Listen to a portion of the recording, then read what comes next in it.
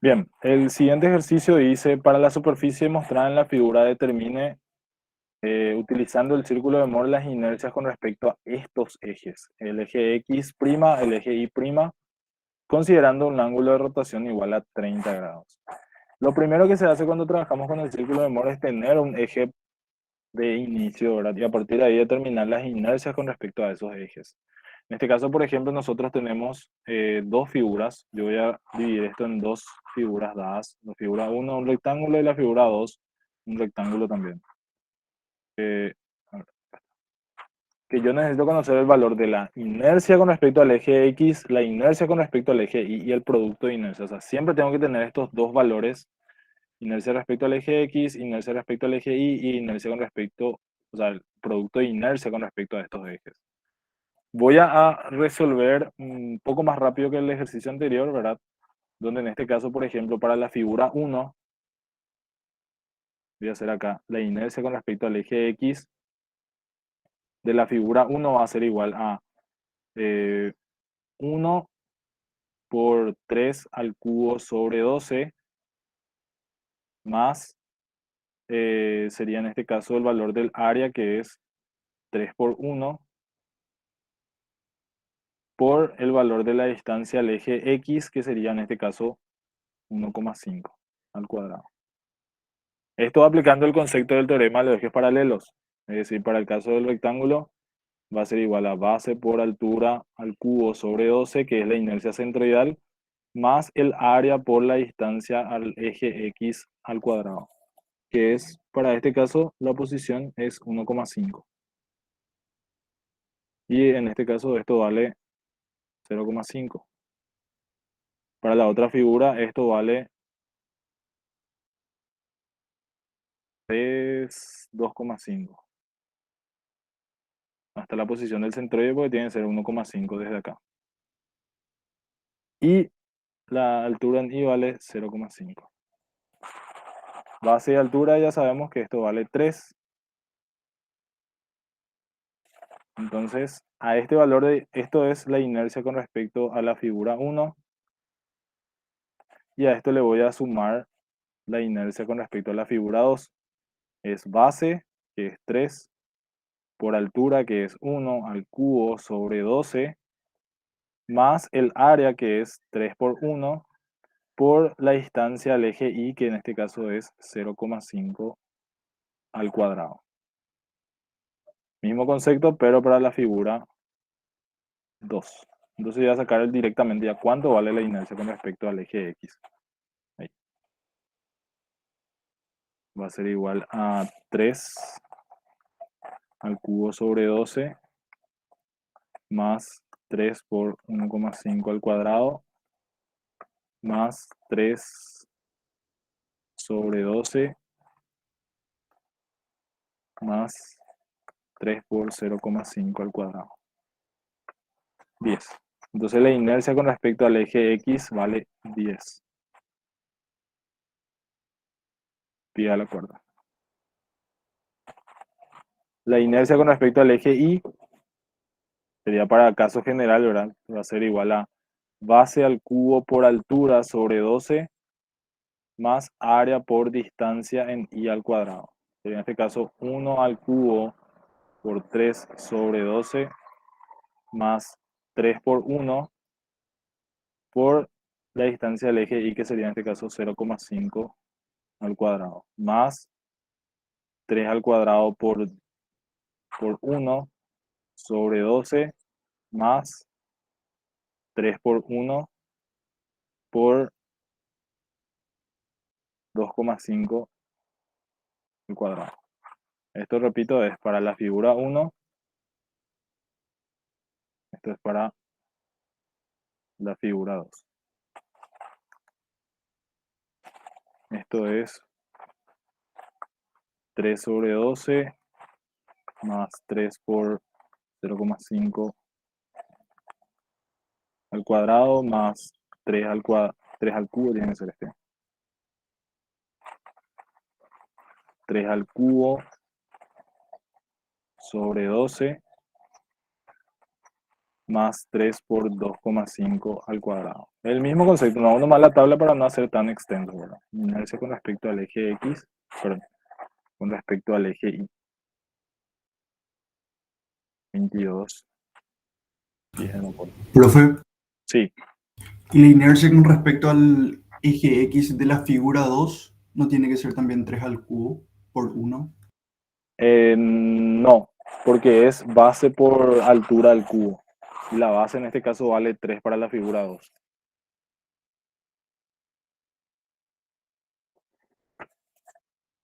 Acá creo que le voy a mostrar en este. Usted cuando tiene inercia con respecto al eje X es base por altura al cubo. La altura siempre es medida perpendicular al eje X.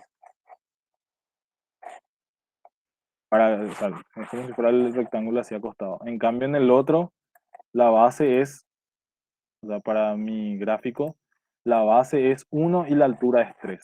Por eso es que vale 1 por 3 al cubo. ¿Se ve eso? Sí, profe, gracias. Dale. Profe, esa Sí. distancia X que tomaste, ¿de dónde a dónde va? La distancia X que tomé, por ejemplo, para esta figura tiene que ir desde el centroide al eje X, la distancia vertical. El centroide, este primer rectángulo tiene altura 3, entonces su centroide está ubicado a 1,5 respecto al eje X. Ah, sí, Y sí, para la ya. figura 2 es Gracias. 0,5. Y en el caso de la distancia en Y es al revés. Es la distancia horizontal existente entre el centroide y la figura.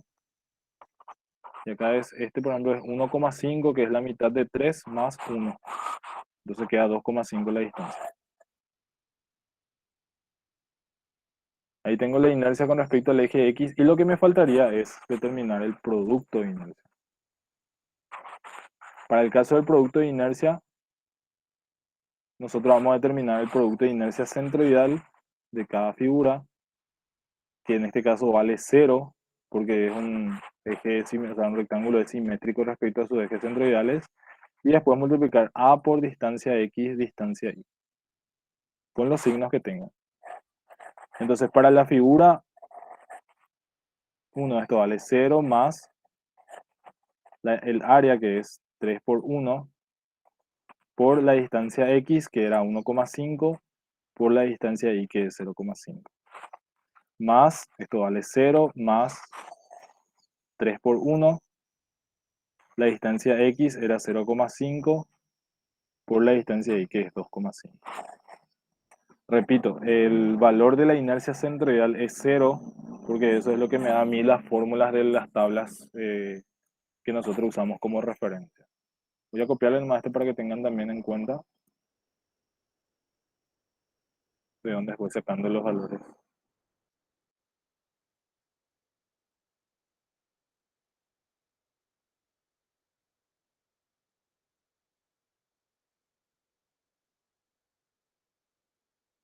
Acá. Sería mi guía para utilizar las fórmulas. Bien. Entonces, la inercia con respecto al eje XY, el producto de inercia, para mi caso sale positivo 3 por 1 por 1,5 por 0,5 más 3 por 0,5 por 2,5. 6. Pido la cuenta. Bien, con esos valores de inercia nosotros ya podemos hacer el círculo de Mohr y podemos determinar cualquier inercia con respecto a un eje que rote en relación a este mismo origen. Siempre y cuando no se cambie el origen, entonces podemos determinar cualquier valor de inercia. Pero primero tenemos que construir nosotros nuestro círculo de Mohr. ¿Cuál es el primer paso? En el libro habla determinar, realmente no explica directamente, pero el primer paso es determinar los puntos de la silla o del círculo. ¿Cómo nosotros determinamos los puntos? Determinamos el punto P1 y determinamos el punto P2. El punto P1 tiene coordenadas la inercia con respecto al eje X y el producto de inercia XY. Y el punto P2 tiene la inercia con respecto al eje Y y el signo contrario o el valor contrario al producto de inercia XY. Y acá es muy importante que ustedes, si ya tienen un signo en su producto de inercia, para el caso del punto 2, ustedes le dan un signo contrario al que ya tiene. Es decir, ustedes tienen que cambiarle el signo al producto de inercia. Entonces, para el punto P1, por ejemplo, yo tengo entonces que va a tener coordenadas 10, 6. Y para el punto P2 va a tener coordenadas 22 y menos 6. Eso es muy importante porque nosotros trabajamos con un eje coordenado. Si bien no necesariamente tiene que estar a escala, nosotros trabajamos con un eje coordenado sobre el cual nosotros indicamos nuestras figuras. Un ratito.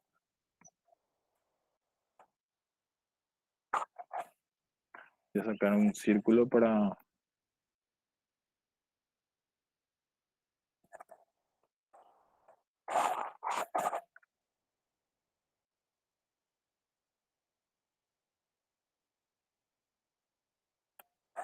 Ahí está. Bien, el segundo paso que nosotros hacemos es eh,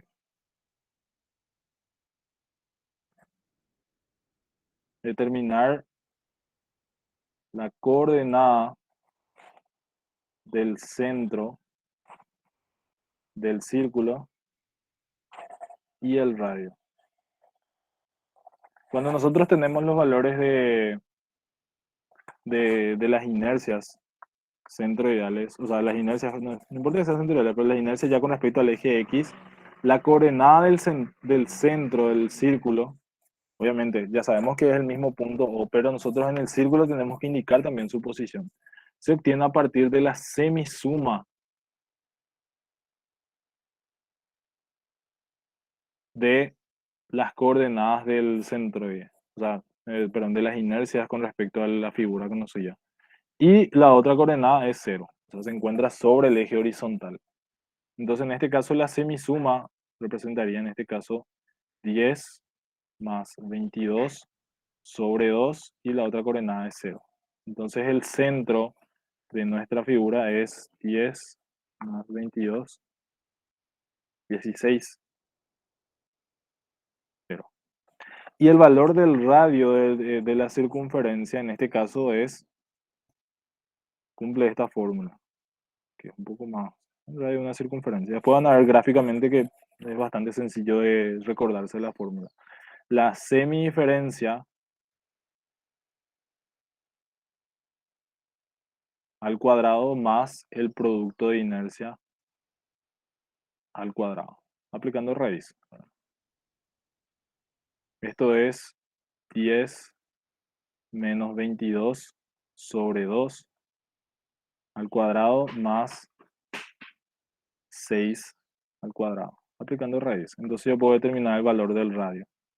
Estos son valores geométricos que nosotros necesitamos después para poder determinar cualquier valor de referencia de nuestro círculo de Moore. 22 sobre 2 al cuadrado más 6 al cuadrado. 6 raíz de 2, 8,49.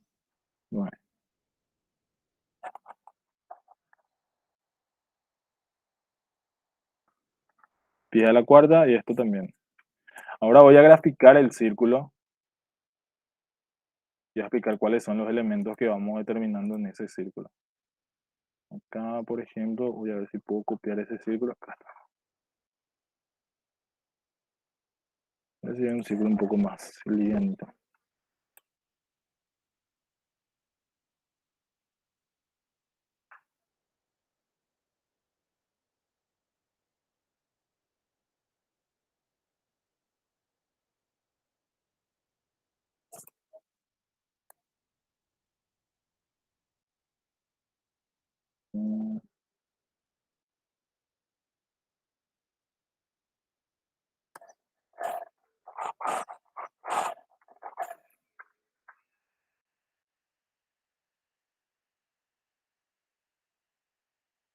Un ratito.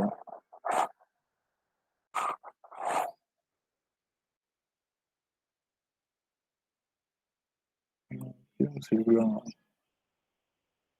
sencillo.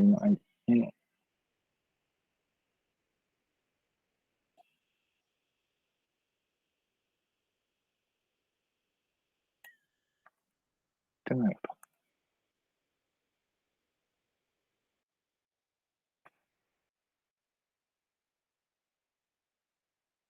Ese es bastante grande lo para que se note.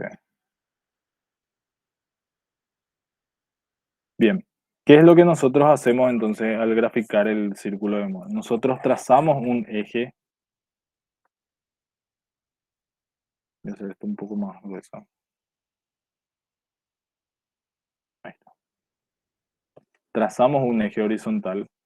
Ese eje horizontal es el que va a contener al eje, perdón, a las inercias X e Y. Trazamos un eje vertical. Como le había comentado, este eje vertical tiene solamente como valores el producto de inercia con respecto a cualquier eje. Y el eje horizontal tiene la inercia con respecto al eje X y la inercia con respecto al eje Y de cualquier eje también. O sea, dos ejes que sean de caso ortogonales. Nuestros puntos, ¿verdad? Que habíamos visto hace rato, P1 y P2, son puntos de esta circunferencia. Uno tiene coordenadas 6, perdón, 10 y 6, y el otro tiene coordenadas 22 y menos 6. Yo grafico primero el círculo como para poder indicar ya la posición de cada uno, ¿verdad? El centro nosotros ya tenemos ubicado en esta posición exacta. Entonces, nuestro centro está ubicado a una posición que tiene coordenadas 16, 0. Entonces, ¿cómo yo ubico el primer punto, el punto P1? El punto P1 tiene que estar a una distancia anterior al centro, porque obviamente tiene coordenadas 10. Entonces, voy a ubicar esto que está más o menos por acá. Y cuando nosotros trazamos esta posición a una distancia de 10, obviamente esto vale 16, la coordenada en horizontal, nosotros tenemos dos valores posibles para esta línea vertical que trazamos, ¿verdad? Puede ser o este punto o este punto de acá. Pero como nosotros sabemos que la coordenada de producto de inercia es positiva, entonces nuestro punto P1 es este punto que está ubicado en esta posición. Entonces, de las posibilidades, nosotros descartamos el que se encuentre por debajo, porque ese ya no corresponde a nuestro caso. Lo mismo, ¿verdad? A partir de acá, nosotros sabemos que el punto P2 se encuentra a 22, aproximadamente por acá. Y este va a representar al punto P2. ¿Por qué? Porque tiene una coordenada de producto de inercia negativo. ¿Qué es lo que ustedes tienen que saber y tienen que adoptar siempre? Cuando ustedes determinan los puntos P1 y P2, esos puntos siempre son diametrales, o sea, diametralmente opuestos. Es decir, siempre se encuentran sobre la misma línea y esa línea pasa por el centro de la circunferencia. Es decir, que esto debería de estar pasando entre la línea de circunferencia. Entonces yo voy a graficar mejor y este tendría que ser el punto P2. Ahora todo esto. Ay, perdón.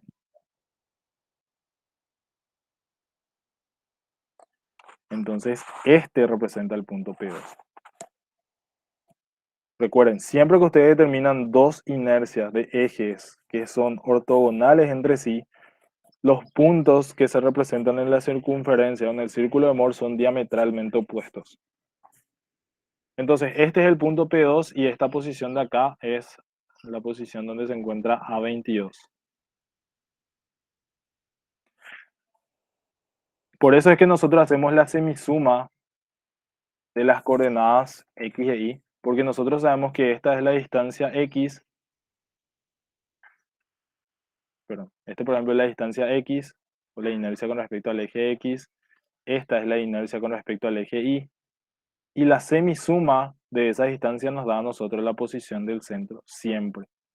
Entonces la ubicación del centro es a partir de la semisuma de las inercias X y la inercia Y. Si nosotros queremos obtener el valor del radio de la circunferencia, ¿qué es lo que hacemos? Ay, perdón, déjalo mañana. Hacemos la diferencia entre las dos inercias. Eso representa este segmento que está acá. Este es inercia X menos inercia Y. Lo dividimos entre 2 para tener este segmento que está acá. Inercia X menos inercia Y sobre 2. Y la inercia o el producto de inercia que es este, inercia X. Entonces, básicamente, estamos hablando de los catetos de un triángulo rectángulo y a partir de ahí nosotros obtenemos el valor del radio de la circunferencia. Es nada más que geométrico. Inercia en X, inercia en Y, o sea, la semidiferencia y el producto de inercia X y Y, que son los lados del triángulo rectángulo. Con eso nosotros sacamos el valor de la otra propiedad geométrica.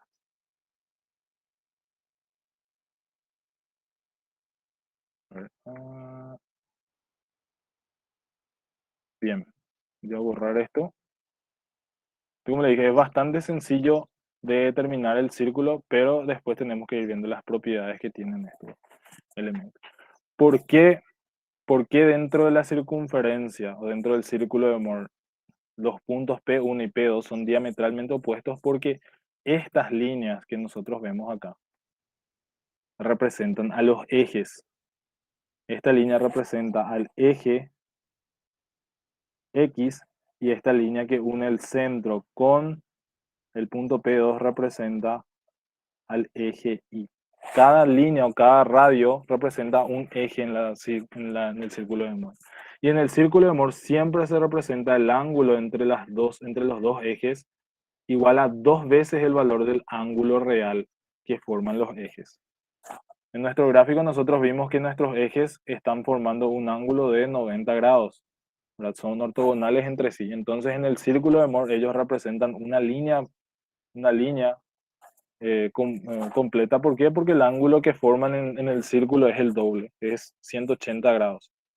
Entonces, este ángulo que ustedes ven acá, de 30 grados, se va a representar también en el círculo de Moore, pero con un valor del doble, siempre multiplicando por 2.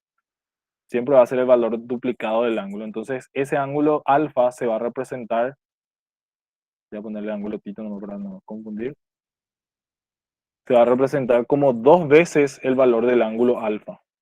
Y eso obviamente representa al ángulo de, en este caso, que se va a rotar el eje en relación al eje X. Pero previamente nosotros tenemos que determinar otros valores, que primero son las inercias máximas y las inercias mínimas. Pero quiero que entiendan que nosotros siempre representamos los ejes, el eje X y el eje Y, donde el eje X representa al segmento o el radio que se une desde el centro de la circunferencia hasta el punto P1. Y el eje Y se representa desde el centro de la circunferencia hasta el punto P2. Puede estar invertido, eso dependiendo de los valores de la inercia en X y en Y. El punto P1 puede estar acá, el punto P2 puede estar acá, o viceversa. El punto P2 puede estar arriba, el punto P1 puede estar abajo, porque depende de los valores de inercia en X, inercia en Y y producto de inercia. Entonces, no es un caso general esto, sino que es de acuerdo a los valores que nosotros obtuvimos de producto de inercia. ¿Qué es otro parámetro que nosotros podemos sacar ya directamente? Inercia máxima. Las inercias máximas es bastante sencilla de obtener porque la inercia máxima representa este vértice que está acá. Es un punto que no tiene producto de inercia, es decir, prácticamente la inercia en ese punto vale 0, el producto de inercia, digo bien. O sea, este punto, la coordenada de este punto tiene inercia máxima 0.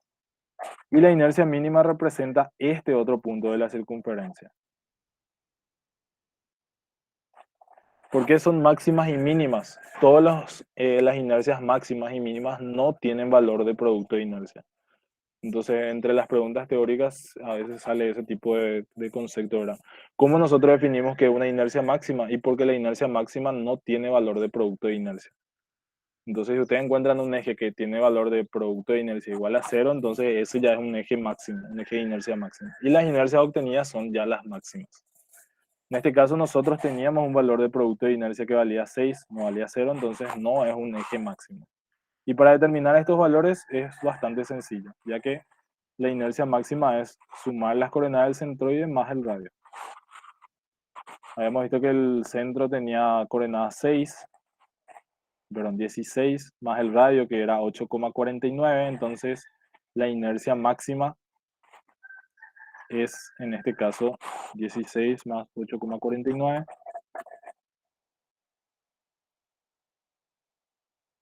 24,49 pi a la cuarta. Y la inercia mínima es el centro menos el radio, que es 16 menos 8,49.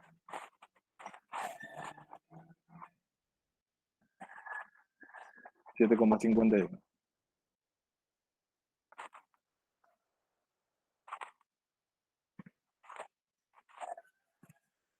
Entonces, determinar las inercias máximas y mínimas es bastante sencillo. Se puede hacer por la fórmula sin tener que hacer el gráfico. Pero para que ustedes entiendan, básicamente nosotros determinamos la coordenada del centro y le sumamos el radio para sacar la inercia máxima. En el caso contrario, tenemos la coordenada del centro y le restamos el radio para sacar la inercia mínima. Son los valores máximos y mínimos que se pueden obtener para esa figura en relación a este origen que es el punto O. Rotando, obviamente, ¿verdad? Y eso es una de las cosas que nosotros obtenemos dentro del gráfico. La rotación es inercia máximas y mínimas. Y el otro valor es rotación a los ejes máximos.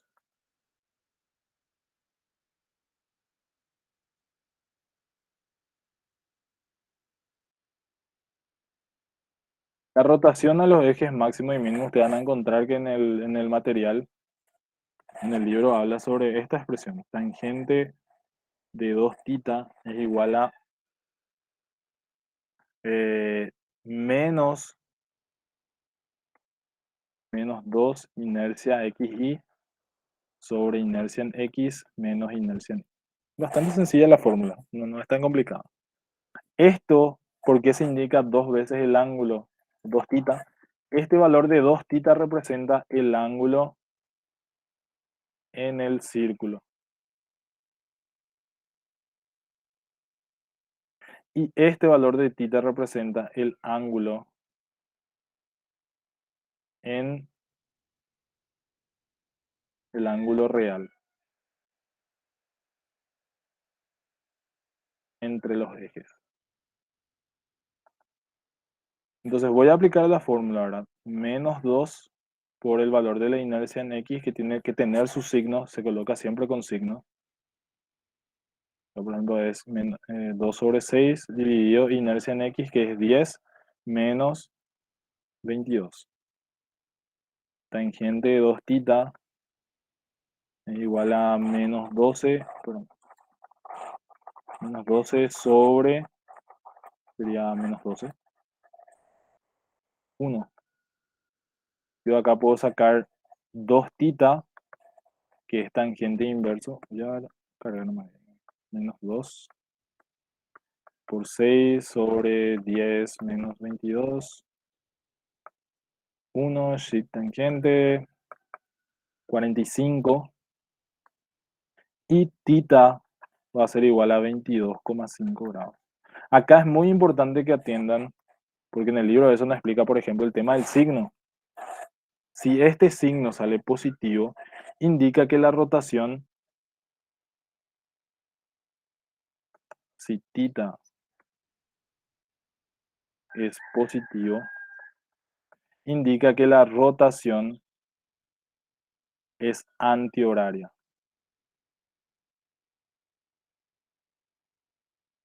Y si θ es negativo, indica que la rotación es horaria. Es decir, el signo positivo para nosotros indica un sentido de rotación antihorario. Y eso nos explica directamente el libro porque él asume que se entiende, ¿verdad? Pero realmente cuando nosotros aplicamos la fórmula, así con los signos de las inercias, con el signo de la fórmula, nosotros sacamos siempre un signo para el ángulo. Y nosotros tenemos que enfocarnos a entender ese signo, donde si sale positivo indica una rotación antihoraria y si sale un signo negativo indica una rotación horaria. ¿A partir de qué eje se tienen en cuenta estos signos? Rotación a partir de los ejes X e Y. Entonces, nosotros desde el eje X y desde el eje Y rotamos el valor del ángulo con el sentido de rotación que nos indica el signo y obtenemos la posición de los ejes máximos y mínimos.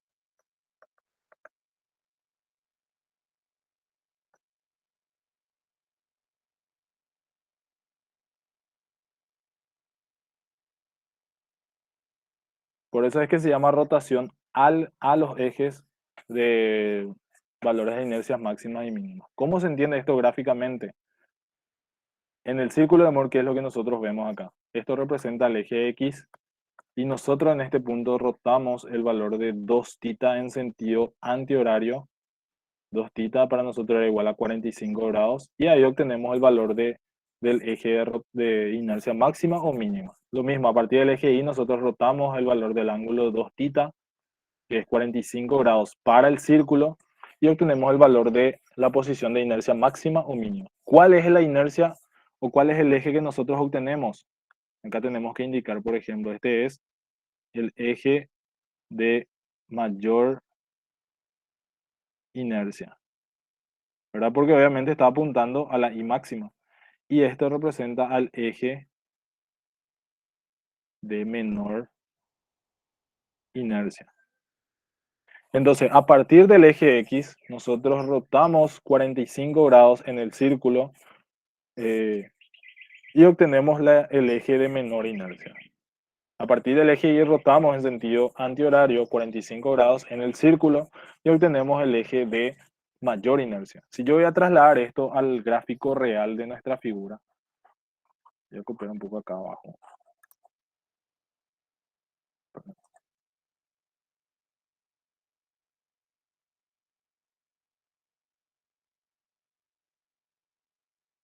Si yo voy a hacer el gráfico real de ese eje máximo y de ese eje mínimo, entonces, ¿qué es lo que debería hacer yo?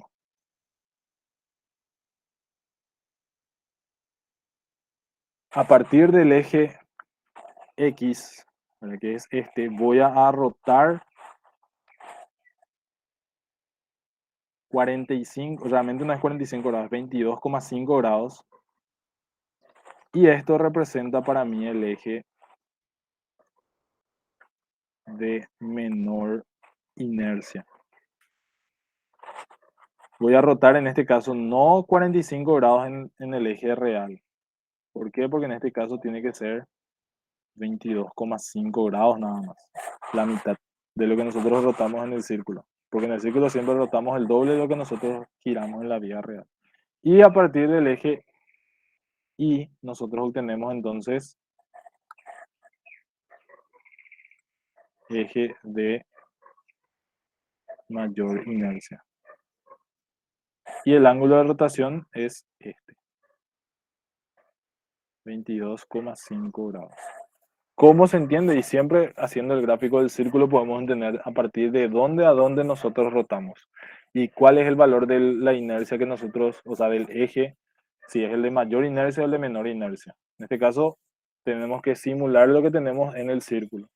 A partir del eje X, nosotros rotamos 45 grados en el círculo para obtener el de menor inercia. Entonces, en la vida real o en el eje real, a partir del eje X rotamos 22,5 grados y obtenemos el eje de menor inercia.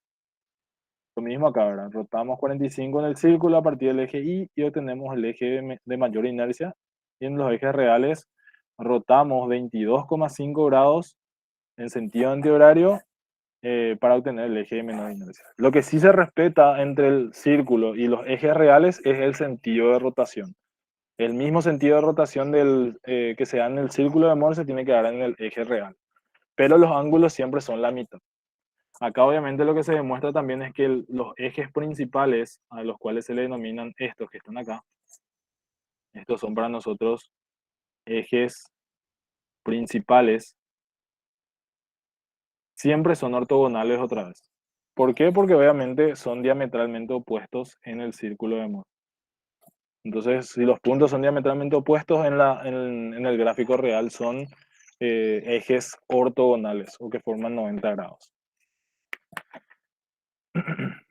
Bien, la última parte nos pedía el ejercicio de determinar las inercias, inercia en X, inercia en Y y el producto de inercia de X, y a partir de un eje que rota 30 grados a partir del eje X. ¿Verdad? Como ustedes ven acá, esto tiene que ser el sentido de rotación, donde alfa es igual a 30 grados. ¿Cómo nosotros obtenemos esto? Y tenemos que hacer rotar otra vez acá en el círculo, ¿verdad? O sea, en este caso voy a cambiar esto y voy a poner un color lila.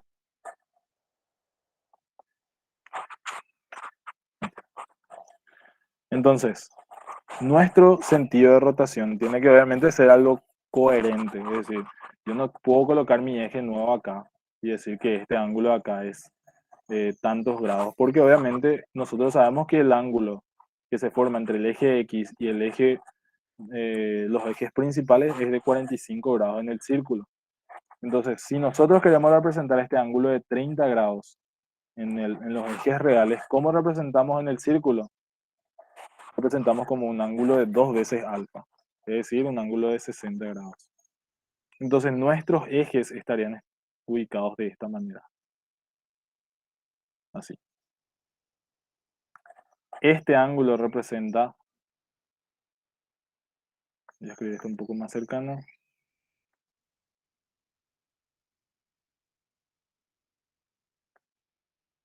Y esto representa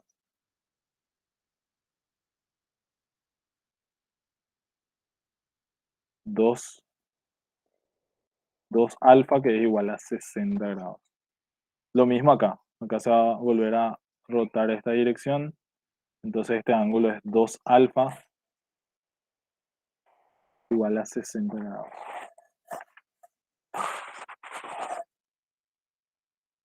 Entonces en este caso nosotros podemos obtener el valor de las inercias con respecto al eje X. Eso es, obviamente, estos son los nuevos puntos. P1', cuya coordenada va a ser la inercia con respecto al eje X', y el producto de inercia con su signo respectivo. Y el punto P2', es el punto cuyo valor de coordenadas es inercia con respecto al eje Y', y el producto de inercia cambiado de signo. X', Y'. Me olvidé de cambiarlo acá. Espero un poquito mejor.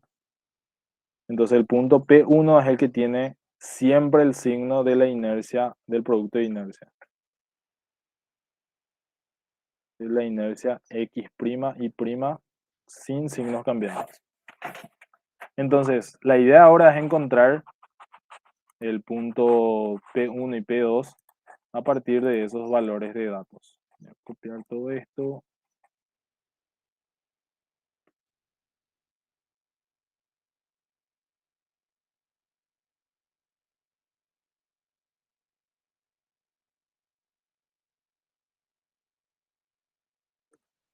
Ahora, ¿cómo obtenemos esto?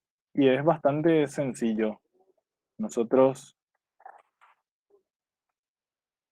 obtenemos, por ejemplo, que la inercia con respecto al eje X' va a ser igual al centro más el radio por coseno de la diferencia de ángulos. Y acá generalmente se toma en cuenta de que el ángulo de rotación es 2 veces θ menos 2 veces alfa. Y la inercia con respecto al eje Y' va a ser igual al centro menos el radio por coseno de 2 veces θ menos 2 veces alfa. Y pongo esto con signo porque después obviamente va a salir y va a ser igual ahora. Vamos a ver cuánto sale. Acá, por ejemplo, el centro dijimos que era 16, el radio era 8,49, coseno de 2 veces θ, que era 45, y 2 veces alfa, que es 60. Entonces, acá nosotros vamos a sacar la inercia con respecto al eje X'. Entonces, en este caso va a ser 16 más 8,49 por coseno de 45 menos 60. 24,8. pies a la cuarta. La inercia con respecto al eje Y' es igual al centro menos el radio por coseno de 2 veces θ menos 2 veces alfa. Esto es igual a 16 menos 8,49 por coseno de 45 menos 60. Entonces la inercia con respecto al eje Y' es la misma, pero en este caso esto va a ser menos. Y sale 7,78.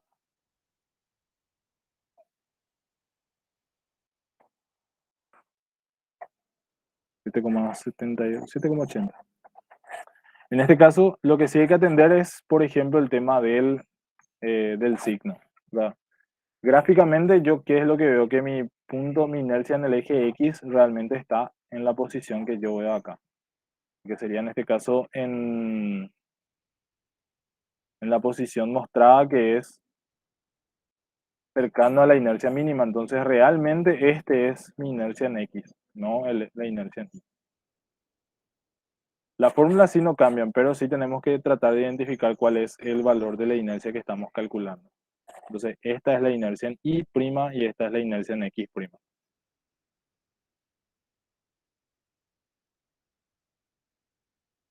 Estas fórmulas que yo les muestro acá son fórmulas que yo, tipo demostrando, deduciendo, traté de aplicar, pero no son así exactas. O sea, no es que siempre aplicando esa fórmula a sacar la inercia en X y en Y, porque básicamente lo único que tenemos que hacer acá, por ejemplo, es determinar el ángulo entre los dos ejes, ¿verdad? En este caso es el ángulo entre el eje principal y el eje de rotación, que en este caso es 15 grados. ¿Verdad? Que sería este ángulo de acá. Y como ven acá, yo al centro le resto el radio por coseno de 15 y el otro le sumo el centro más el radio por coseno de 15 grados. Y obtengo el valor de las inercias. Nada más que eso, porque estos son los puntos de inercia Y' y este va a ser inercia X'. Entonces por eso yo aplico siempre esa diferencia entre los ángulos, entre el ángulo de rotación menos el ángulo, en este caso, que se forma entre el eje X y el valor del eje nuevo, ¿verdad? Que es el eje X' y Y'. Esto me olvidé de colocar acá. Esto representa al eje X' y esto representa al eje Y'. Y el producto de inercia X', Y', es directamente el radio por el seno de 2θ menos 2 alfa. Sería en este caso 8,49 por seno de 45 menos 60. Y esto también hay que atender el tema del signo y verificar que sea o no correcto. Voy a calcular en este caso 8,49 por seno 25 menos 60, que sería 15 grados, ¿verdad? 2,19 negativo. 2,20. Ahora, ¿qué es lo que yo tengo que verificar en este caso si es correcto o no el signo? ¿Quién tiene el signo verdadero del producto de inercia? El punto P1'. El punto P1' se encuentra por encima o por debajo del eje horizontal, se encuentra por debajo. Entonces el producto de inercia tiene que ser negativo como su signo original. Y el punto P2' es que tiene el signo del producto de inercia cambiado. Entonces tiene que tener un signo positivo porque así se encuentra mi eje. Entonces, en este caso, está bien que se mantenga en negativo, porque así el punto P2 va a tener una coordenada positiva, positiva, y el punto P1 va a tener coordenadas positivas, negativas. O sea, el producto de inercia tiene que ser negativo para que se cumplan las condiciones. Entonces, estos son los valores de inercia con respecto a los ejes que nosotros tenemos acá. El valor de la inercia con respecto al eje X', y con respecto al valor del producto de inercia X', Y', que es lo que pedía el ejercicio, para ese ángulo de rotación. Entonces, para cualquier ángulo de rotación, nosotros podemos ir determinando otros valores de inercia que obviamente van a ser diferentes de acuerdo a los valores de rotación que tengamos. ¿Se entendió?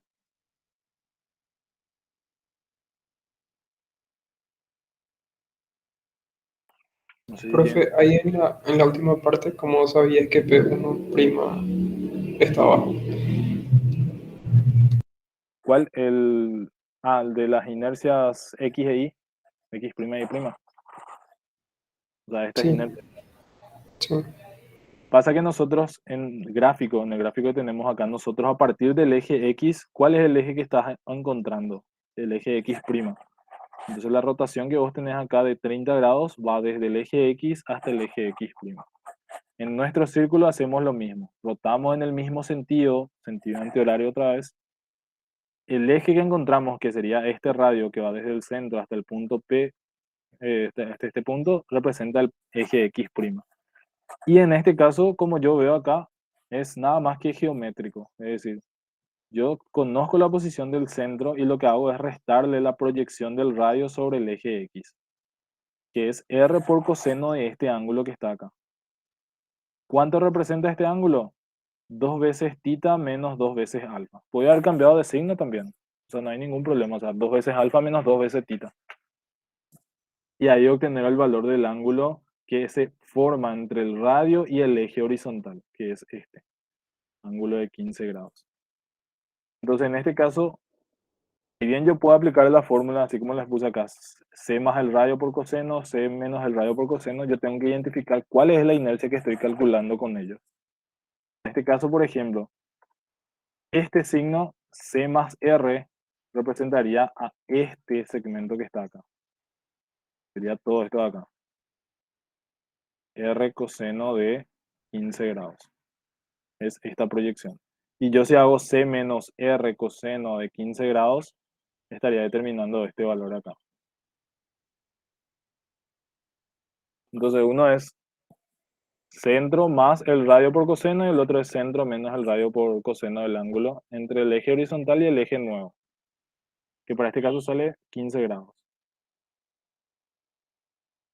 Entonces mi inercia en Y tiene que ser mayor a mi inercia en X por la disposición que tienen mis ejes.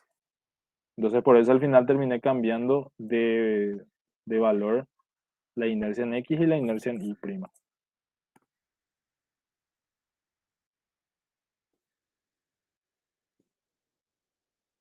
Lo mismo hubiera ocurrido, por ejemplo, si yo en vez de poner R, seno hacia R por seno de 2 alfa menos 2 tita. O sea, va a ser igual a 8,49 por seno de 15 grados. Esto me iba a dar positivo, ahora 2,22. Inercia X', Y'. Pero esto no quiere decir que esto sea el signo correcto de la inercia. Yo a partir del gráfico tengo que poder identificar el signo del producto de inercia. ¿Cuál es el signo del producto de inercia? Según la posición de P1'. Siempre el que es el P1 va a tener el signo real del producto de inercia. Como este punto se encuentra por debajo, entonces tiene que ser una inercia negativa este valor de acá, un producto de inercia negativo. Entonces es cuestión de ver la geometría que se forma nada más, porque son triángulos rectángulos los que se forman en este gráfico del círculo. Conocemos el radio, conocemos el centro y tenemos diferentes triángulos rectángulos que obviamente utilizamos trigonometría bastante sencilla para poder determinar los valores que requerimos. La distancia horizontal y la distancia verticales del círculo.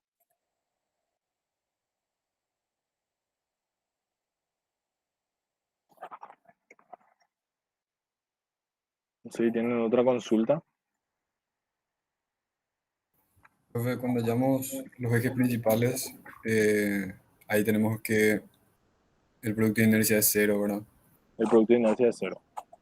Y eso quiere decir entonces que al hacer esa rotación de los ejes por el ángulo necesario, ese va a ser un eje que divide de forma simétrica la figura o no necesariamente.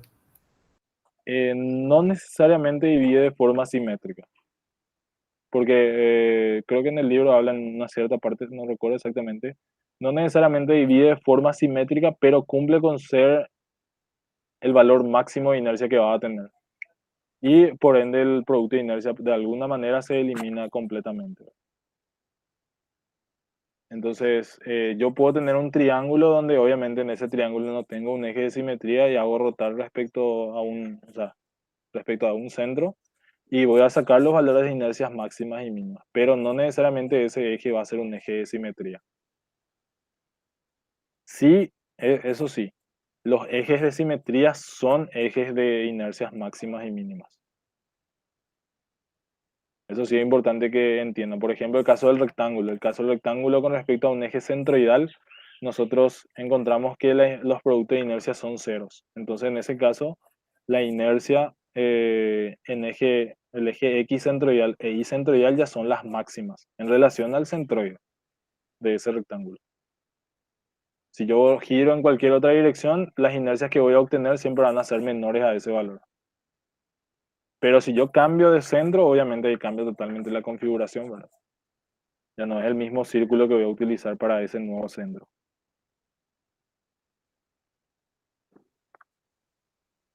Muy bien, muy buena acotamiento, ¿verdad?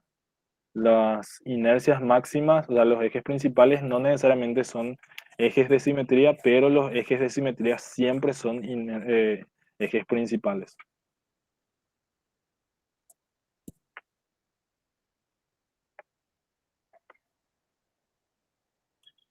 No sé si hay alguna otra consulta.